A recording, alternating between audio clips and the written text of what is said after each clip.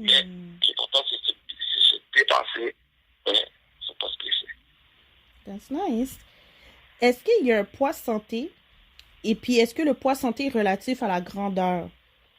Absolument, le poids santé, il est relatif à la grandeur, à l'âge, le mode de vie. Il y a plein de facteurs plein de facteurs qui peuvent citer, des indications par rapport au poids santé. Mais oui, l'âge, la grandeur, des choses comme ça, ça joue effectivement un rôle. Moi, personnellement, j'essaie de je travaille avec le poids santé, mais j'essaie de travailler avec la personne dans le sens que j'essaie de travailler avec l'objectif des gens.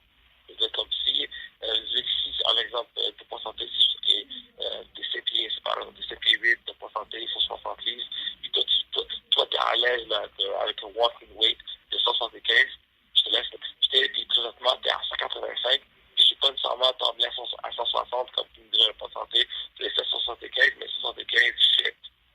Tu comprends? Je veux vraiment avec le style de la personne. Right? Des fois, il y a monde qui veut regarder dans le curve. C'est ça la grosse monde d'aujourd'hui. Moi,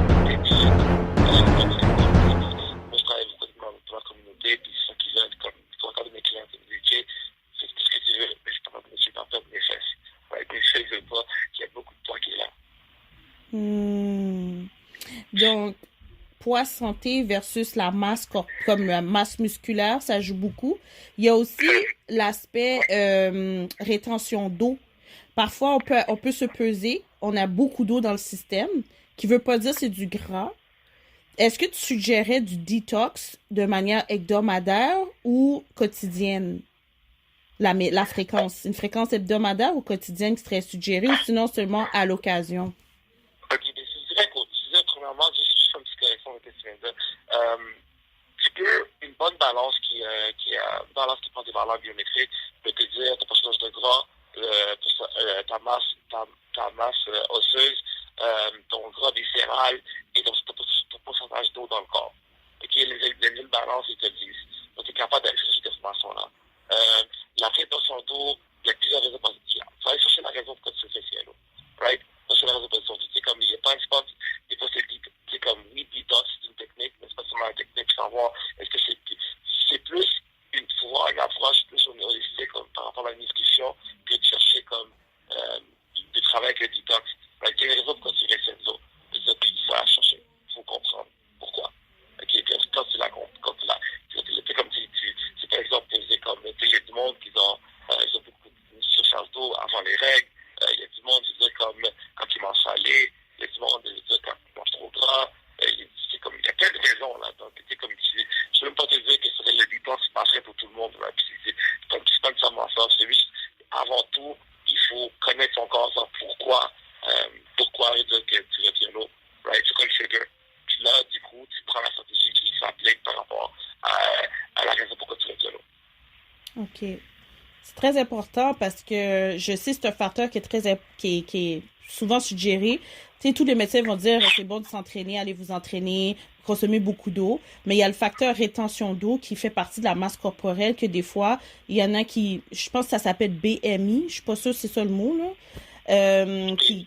BMI, je suis pas sûre si c'est ça le mot. C'est comme, c'est prendre la masse corporelle versus le gras et les muscles s'il y en a. Puis il diminue, il soustrait pour savoir c'est quoi ta vraie masse que tu devrais atteindre pour gain de poids ou perte de poids. Si c'est le gras versus le muscle, en tout cas, je sais. Absolument. Encore une fois, c'est d'autres indices qu'on éduquait, les entraîneurs utilisent pour cibler l'objectif, pour cibler avec la personne qui va entraîner son objectif. Oui, c'est comme ça. Toute la rétention d'eau, le gras, tout ça joue. Tout ça joue. Puis on travaille toutes les valeurs qu'on utilise pour mesurer les résultats de la personne. Parce que souvent, comme tu l'as dit, comme oui, s'entraîner c'est beau, puis la perte de poids, c'est cool, c'est ça, mais il faut se comprendre, c'est comme toujours aux gens, c'est quoi, t'as-tu perdu de l'eau, t'as-tu perdu du gras, t'as-tu perdu du poids, comme t'as-tu plus de masse musculaire, what is it, qu'est-ce qui, tout ça, qui est avec l'objectif, qu'est-ce qu'on veut faire, c'est comme, c'est vraiment, c'est comme, il y a pas une formule qui marche pour tout le monde, c'est tout personnalisé à l'individu, à ce OK, c'est vraiment intéressant. Puis, d'après toi, la fréquence normale pour quelqu'un qui débute versus quelqu'un qui a une santé qui est quand même stable, combien de fois par semaine la personne devrait s'entraîner? Moi, c'est vraiment d'au moins un minimum de 3 bonnes séances d'entraînement semaine. C'est pas la case, c'est idéal, mais 3 c'est assez. Moi, j'ai plus de problèmes avec l'over, comme si le monde s'entraîne trop. C'est quelque chose, c'est un phénomène qui s'est marqué beaucoup chez mes clients. Il y a du monde qui est moi en ouvert quand même 6 jours semaine. Donc, ils ont du monde qui s'entraîne 6 jours chez nous, ils s'entraînent le matin, ils font du sport, puis ils ont une job de 40, 50 heures semaine. Puis des fois, on s'entraîne tard, puis tout le monde sont pour lui, pourquoi c'est pas de résultat? Parce que je vais être s'entraîne trop, t'es fatigué. Ouais. Donc, s'entraîner 3 semaines, c'est pas mais la chose qu'il faut comprendre, là, comme puis aussi que je veux changer comme changer la perception, c'est que la perte de poids, la prise de masse se fait avec le sommeil. Right? C'est autant important le repos, le sommeil que l'entraînement. Donc souvent, le monde concentre tellement sur l'entraînement, il dort pas assez. C'est comme moi-même, c'est un de mes gros challenges avec sur d'autres périodes qui sont anxiété, qui sont d'anxiété, qui sont pour dormir bien. Donc c'est comme le sommeil, pour moi, c'est comme c'est difficile. Donc je me force à dormir, je me rappelle à dormir, je prends des moyens pour dormir, puis le soir, je me rappelle à dormir. Donc je dirais que l'entraînement, oui, yes, ok, c'est good, mais penser à dormir, c'est pas. Si une personne a une bonne habitude, OK, d'entraînement, logiquement parlant, après combien de semaines et mois on voit vraiment qu'il y a une perte de poids ou un gain de muscle qui est présent? Comme tout à l'heure, c'est ça là. Je donne des maisons approximatives, right? Encore une fois, chaque corps est différent, chaque aventure est différente, donc c'est pas de propos mots. Je dirais que je donne la parole facile, puis je dis qu'est-ce que j'ai vu. La transformation, ils disent que c'est quelqu'un qui est assidu au niveau nutrition, sommeil, entraînement. Je dirais que 8 semaines, on voit quelque chose. OK? 3 mois, effectivement, c'est peut-être majeur. Mais, comme je te dis, j'ai déjà eu des clients qui ont perdu et qui ont fait un mot. Je dis pas, je pas dire que c'est du gras, c'est du water weight, c'est autre chose. Mais physiquement, visuellement, le changement était en 1 mois, c'est flagrant. J'étais peu expert de faire des transformations en 60 jours, 2 mois. Ça fait, encore une fois, comme je dis, ça dépend comment la personne adhère au plan, comment la personne est assidue à l'entraînement, comment la personne est assidue sur le sommeil, tout ça, tout de facteurs qui jouent. Mais je dirais, comme, si on veut dire une phrase qui est cool, puis si on veut vraiment comme donner l'idée aux gens, 8 semaines, c'est comme techniquement, si tu fais tout bien, tu veux voir quelque chose quand même de remarquable. 8 semaines, donc c'est 2 mois. Yes. OK. Puis, ma dernière question pour toi, c'est quelles sont les options forfaits disponibles actuellement chez J-Train qui seraient disponibles ou que tu pourrais offrir pendant la période hivernale? C'est là que les gens s'entraînent le plus. Donc, quels sont tes forfaits actuellement? C'est quoi? Personnellement, comme si j'ai bâti J-Train pour répondre aux défis de tout le monde. OK? Je dirais que le plus gros de mes clients présentement, mais pas vraiment, non, j'ai changé mon discours parce que c'est pas vraiment vrai. Je pense que j'ai client des deux. J'ai la formule de cours de groupe. La formule de cours de groupe, qu'est-ce qui est bon, qu'est-ce qui est bon avec ça, c'est super flexible.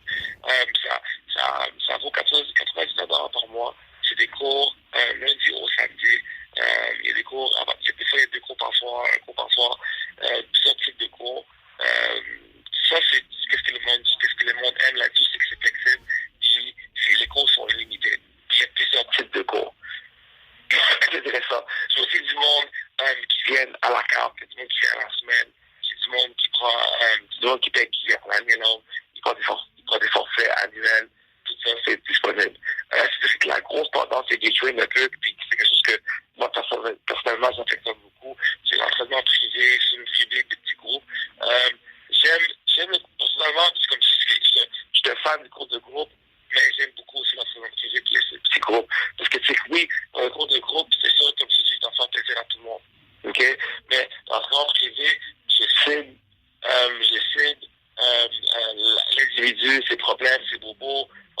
ensemble.